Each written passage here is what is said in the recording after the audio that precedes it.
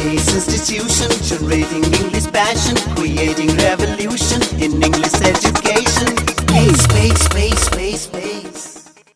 हाय, मैं Pratap Manish, English language and personality development coach. I am excited about presenting N exciting lesson on uses of participles. क्या आपको पता है participles क्या होते हैं, या फिर एडजेक्टिव्स को हम सेंटेंसेस में कैसे यूज करते हैं? तो चलिए आज के इस लेसन को अंत तक देखिए और अपने इंग्लिश को करिए स्ट्रॉन्ग और जानिए कैसे एडजेक्टिव सेंटेंसेस में यूज होते हैं एंड स्पेशली पार्टिसिपल्स कैसे.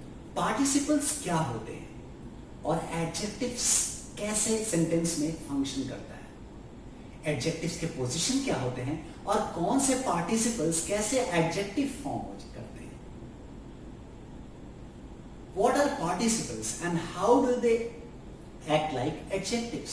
And what are the differences and similarities between adjectives and participles?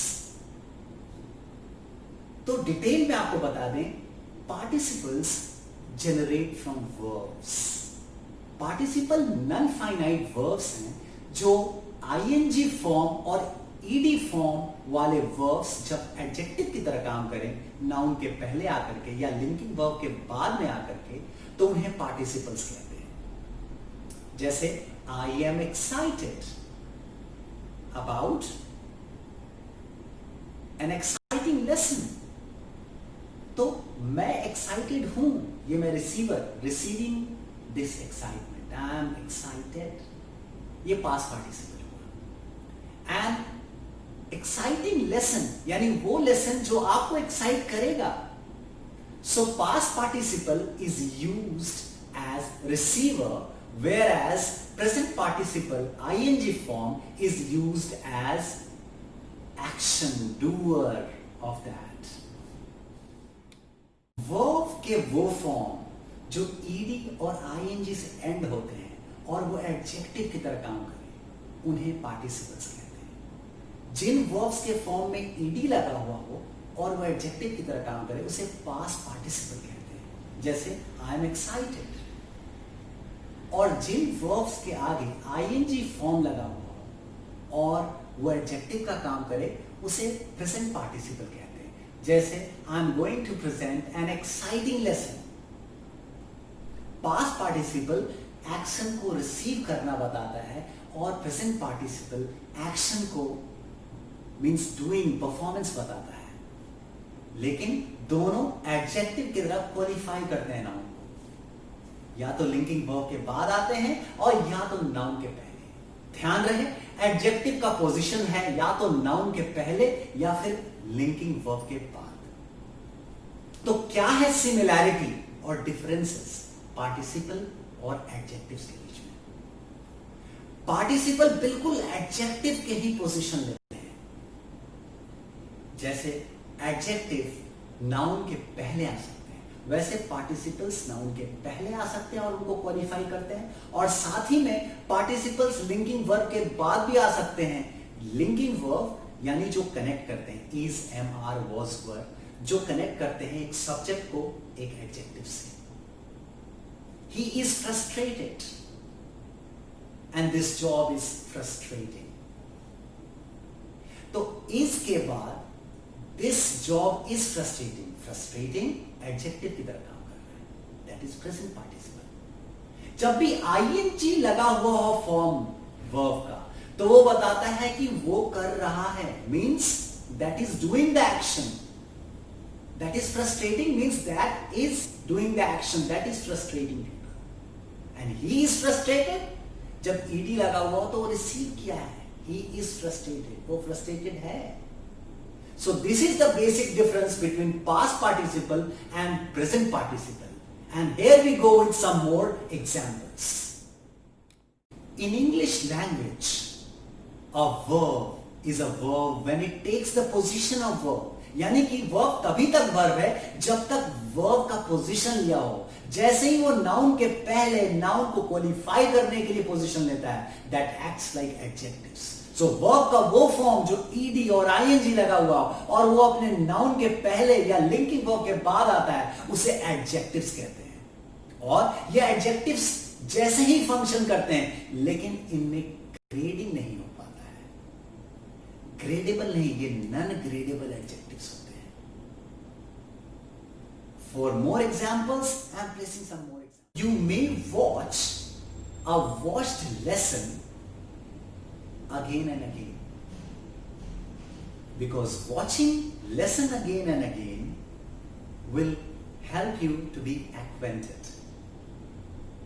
So watch यहाँ verb है, लेकिन watched lesson यानी कि वो lesson जो पहले से आपका देखा हुआ है, जो आप पहले watch कर चुके हैं, adjective बनकर आ रहा है, past participle, watched lesson. You may watch a watched lesson, and watching lessons will improve your knowledge.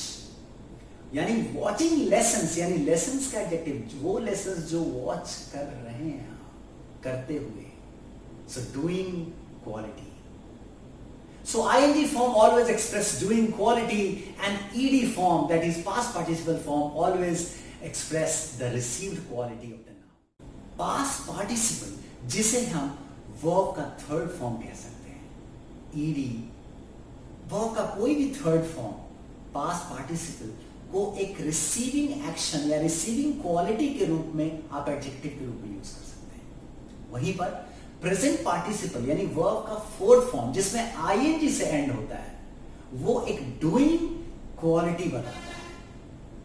जैसे कि मैंने बताया, ही इज फ्रस्ट्रेटिंग और दैट इज फ्रस्ट्रेटिंग जॉब। तो जॉब कैसा है? फ्रस्ट्रेट करने वाला। ing presents some doing action and ed presents some received action or received quality. He is frightened by the frightening situation, or he is threatened by the threatening situation. तो वो आदमी क्या है, उसने क्या रिसीव किया है? फ्राइटेंड और थ्रेटेंड। और क्या उसे डरा रहा है? मेकिंग फ्राइटनिंग सिचुएशन और थ्रेटनिंग सिचुएशन। तो जो नाउन एक्शन क्रिएट कर रहा है उसके आगे प्रेजेंट पार्टिसिपल आईएनजी लगेगा, जैसे थ्रेटनिंग सिचुएशन या फ्राइटनिंग सिचुएशन। और जो नाउन रिसीव कर रहा है, जिसके ऊपर बीत रही घटना, ही इज फ्राइटेंड और he is threatened. In watching interesting movies, readers are interested in reading interesting novels. So who are interested? The receiver of the action, the readers and the people who watch movies. They're interested. And what process is going on? In interesting movies or watching interesting novels.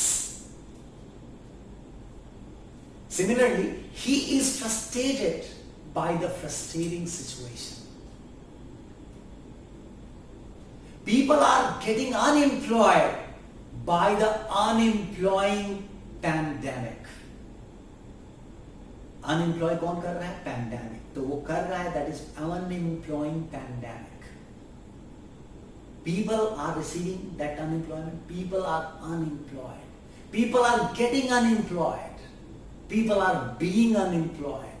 Being और getting के बाद भी adjective होता है. He's being old. You are experiencing English language by an experienced coach. So experienced is received by me. The experience has been received by me. So experienced coach. And as you are getting and I am doing the action, experiencing English language. जो चीज हो रहा है वो language, English language, you are experiencing English language by an experienced coach. हर verb में verb का position क्या है? सेंटेंस में सब्जेक्ट, वर्ब एंड ऑब्जेक्ट। यदि सेंटर में वर्ब आ रहा हो तो उसे वर्ब कह सकते हैं, लेकिन वो सब्जेक्ट का पार्ट हो या ऑब्जेक्ट का पार्ट हो या फिर वो कॉम्प्लीमेंट एडजेक्टिव की जगह आ रहा हो, that is an adjective, that is participle. Suppose if I have to speak, I am bored. मैंने रिसीव किया ये bore, so I am bored. and that is a boring chapter. वो chapter मुझे bore कर रहा है. So this is the difference. I'm bored by the boring chapter. I'm annoyed by the annoying sound. मैं कैसे annoyed हूं? Annoy verb है, annoyed उसका past participle और annoying उसका present participle. आपको verb के forms को याद करना होगा, ध्यान में रखना होगा, तभी आप टेंस भी अच्छे से बना पाएंगे और एडजेक्टिव्स के रूप में, पार्टिसिपल्स के रूप में उसको यूज कर पाएंगे. So I am annoyed by the annoying sound. He is frustrated by the frustrating situation. And you must be excited about learning this exciting lesson. He is exhausted, and that is an exhausting game. He is tired, and that is a tiring job. देख रहे हैं आप difference? Tired verb है. Tired receiver of action, adjective बन रहा है. Verb का third form, that is past participle. He is tired. Tiring job. He is exhausted. An exhausting job.